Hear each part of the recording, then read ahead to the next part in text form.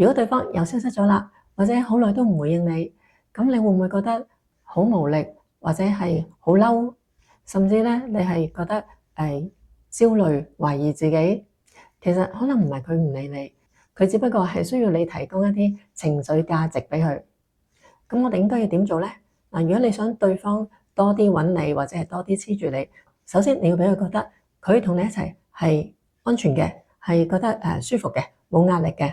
我哋今日就會提供5個步驟，係幫佢感受到同你一齊，佢覺得安全同埋覺得被尊重嘅，咁令佢慢慢鍾意留喺你身邊。Hello，大家好，歡迎嚟到宇宙愛神呢個 channel。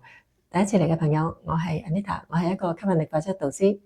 喺呢個 channel，我主要會用吸引力法則再加心理學嘅技巧，幫助你哋喺感情、工作或者金錢上邊去達到你想要嘅理想。好啦，當佢唔揾你嘅時候，我哋首先要做嘅係咩呢？第一，首先我哋要穩定自己嘅情緒，唔好內耗或者係產生任何嘅埋怨啊或者懷疑啊。我哋要學識尊重佢嘅選擇，我哋就唔好急住去追問佢，喂，點解嚟揾我啊？或者係向佢發脾氣啊？唔好強求佢嘅回應。喺心理學嚟講，自主性需求係人類嘅心理基本需求嚟嘅。當你尊重佢嘅決定同埋做法，而且避免向佢施加壓力嘅時候，佢心理上就會覺得安全，咁就更加容易向你打翻開個心門啦。喺吸引力法則嚟講，自在嘅能量、輕鬆嘅能量最容易吸引到正面嘅結果，反而強求就會產生一種抗拒力。所以我哋要學識尊重佢鍾意消失嘅呢個選擇。第二，我哋可以發一啲有意義嘅短信，但係咧唔好強求佢即時回應。有研究指出，零壓力嘅溝通會幫助降低對方嘅防衛心理。當你發放嘅信息係溫暖而且係簡短嘅，就會激發對方潛意識對你嘅一種好感。吸引力法則亦都強調頻率匹配，你嘅正能量頻率可以慢慢影響佢，而促成佢會對你做翻一啲回應。第三，我哋係要維持正面嘅態度，就唔好透露你嘅焦慮啦，或者不安啦，或者係埋怨啦。心理學發現，負面情緒係會透過非語言信號去傳達，容易令到對方感受到壓力咧，而又開始退縮啊，或者係逃避啦。反而咧，保持冷靜就會製造到安全感。吸引力法則亦都指出，正面嘅情緒會吸引翻相同或者係類似嘅頻率，咁就會令到你同佢嘅關係會變得更加正面同埋更加暢順啦。第四，你可以輕輕提起一啲你哋嘅回憶啦，或者係發生過嘅一啲開心嘅事啦，令到佢嘅感覺變翻輕鬆同埋開心。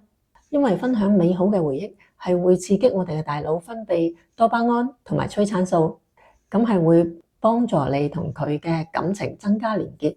你正面嘅情緒同埋頻率亦都會增加你嘅吸引力，令到佢慢慢就會想同翻你一齊。第五，喺佢嘅消失期，請你繼續保持你自己精彩嘅生活。偶然間你可以同佢分享下你而家嘅信息，或者係你嘅生活，起碼你要展現翻你自己都係活得好自信、好開心嘅。因為你自己都要俾自己好嘅能量，你先可以吸引到好嘅嘢喺你身邊。呢種正向嘅循環係會令到你同佢之間嘅關係升溫。所以我哋記得要生活好自己，要提升自己。你要佢對你重新有興趣，你一定要有一啲改變。如果你係保持翻好似以前咁樣，你唔去提升你自己嘅話，咁佢可能對你嗰個興趣就係去到呢度。如果你想去對你更加有興趣嘅，你一定要做一啲唔同嘅嘢，你先可以得到一個唔同嘅結果。你變得更好嘅時候，你同佢嘅結果就會更加好啦。以上呢幾個技巧係着重情緒傳遞同埋空間尊重，有效避免佢對你感覺到嘅壓力同埋反感，咁就可以慢慢引導對方願意去回應翻你啦，然後慢慢再同你建立翻一個新嘅關係。但係你記得啊，當佢翻嚟揾你嘅時候，千祈唔好變翻以前嗰個你，又跌翻落去焦慮緊張或者追問，因為咁樣又會再次嚇走佢㗎。雖然愛一個人，你真係會好緊張佢，或者你係好想時時刻刻都黐住佢，或者留意佢嘅一舉一動，但係當對方感覺到唔舒服或者感覺到壓力嘅時候，佢就會慢慢同你拉遠個距離。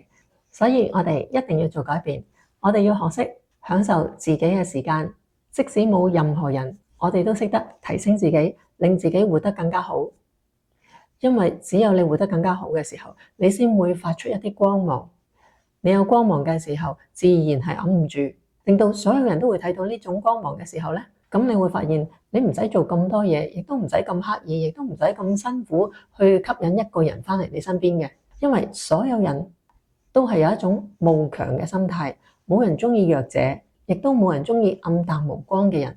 所以我哋學識提升自己，同埋尊重對方嘅空間，反而會令到佢更加欣賞你。我哋一齊努力試下啦！多謝你哋收睇到呢度啊！今集如果有幫到你嘅，可唔可以俾個讚我？未訂閱嘅朋友，請花2秒鐘時間訂閱，按小鈴鐺，有新片會再通知你哋。今日講到呢度啦，拜拜，See you again。